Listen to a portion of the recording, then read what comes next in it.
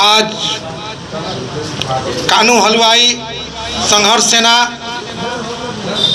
एवं लोक जनशक्ति पार्टी मिलन समारोह में जितने भी बंधु यहाँ पर उपस्थित हुए हैं उन सभी भाई बंधुओं का मैं दिल से स्वागत करता हूँ, प्रणाम भी करता हूँ, चरण बंदन भी करता हूँ।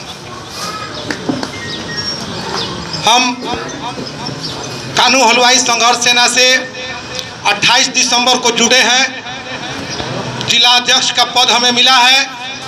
उस दिन से ही अपने संगठन को विस्तार करते हुए करीब करीब भोजपुर जिला के सभी प्रखंड में प्रखंड अध्यक्ष का चुनाव कर लिए हैं और समय समय पर मीटिंग वगैरह भी करा रहे हैं और इसी तरह संगठन का विस्तार आगे भी करते रहेंगे। मैं इतना ही कहकर अपनी वाणी को विराम देता हूँ।